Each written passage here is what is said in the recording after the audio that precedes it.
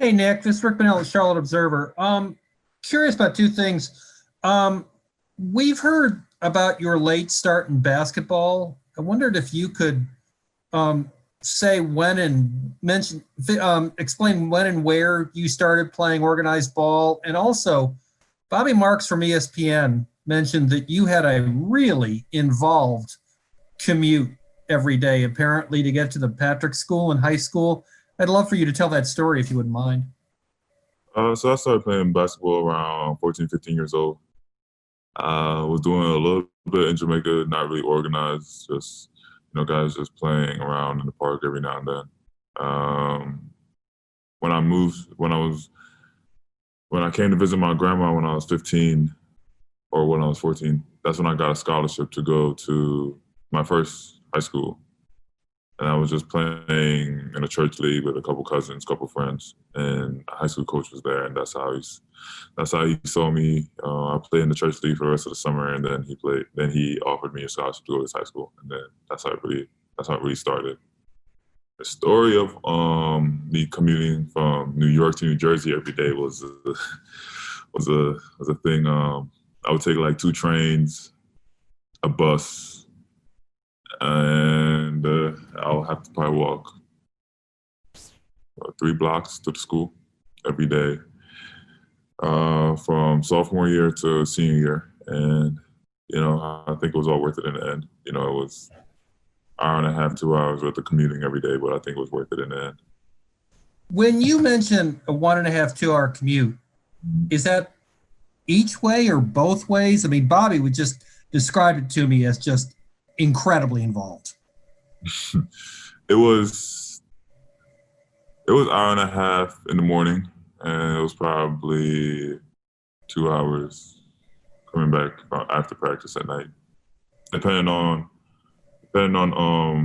practice, what time practice was. That would be like if practice ended at 8 o'clock, I'll probably get home at like 10:30, and I'll do it all over again. But I had my classes my senior year there will always be a little late because you have a little bit more of a decision what time where classes start senior year. So I will probably get to school around like 9:30, 10. So when you were going through all this, when would your day start and when would it end? That's incredible. I'll probably wake up. Honestly, it's not even as bad as people think. A regular kid, goes to a regular high school, wakes up about 7 o'clock, 7:30 to go to school. I'll probably wake up at like 6:30, 7, and I'll probably get there at 8. School starts at 8:30. But then you'd get home at what time? Get home probably. Some days I will probably get home at 9:30, 10, because then I'll go to practice, stay after practice, work out, then that's when I'll take my ride home. Thank you. Hey, Nick, this is Richie of the Busby Podcast. Hope you're doing well. I think many might know you as a defensive-minded player, but can you describe to the people that have not seen you play what you're going to bring on the offensive side of the court? Offensive side, I'd probably say just being a really good lob threat and being a really good pick-and-roll guy. Being able to, just obviously work on being able to flash up into the high post and play dribble handoffs with guys, being able to be a good screener for guys to get open. And then just a quick follow-up. We all know you're a Kentucky guy, played with PJ, but outside of him, who's the one veteran that you've been leaning on for advice in these early stages of training camp? Probably Cody. Cody Zeller? Gotcha. Thank you. Go to Sam Purley.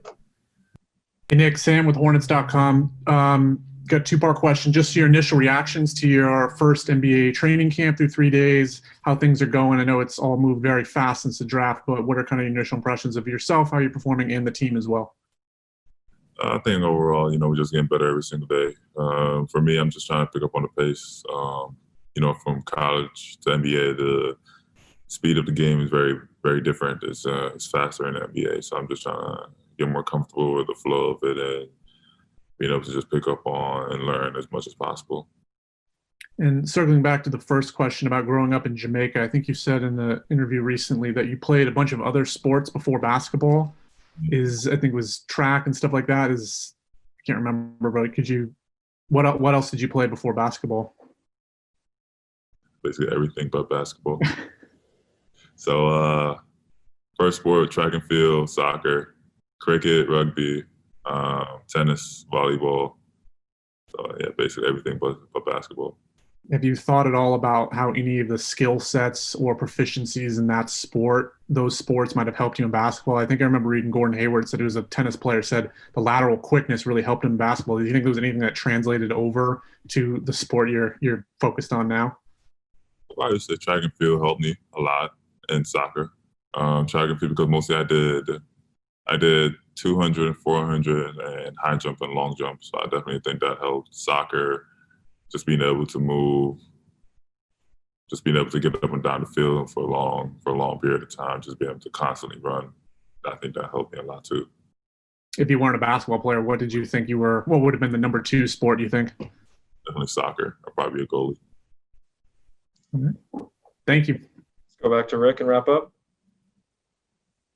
Hey, Nick, just because you mentioned soccer and carry over to other sports, you may have already answered this, but John McEnroe used to say that he would never have been such a good tennis player if his parents had just let him just do that playing soccer was just so valuable as far as creating footwork that that carried over dramatically to being a tennis player. Do you feel like all that soccer you played as a kid carries over significantly to other disciplines that way? I wouldn't say much. I wouldn't say soccer would be the thing that carried over. I would probably say track and field. Oh, okay. Just because high jump and long jump made me be able to be athletic as I am right now. Being able to jump higher than most bigs and being able to get up faster.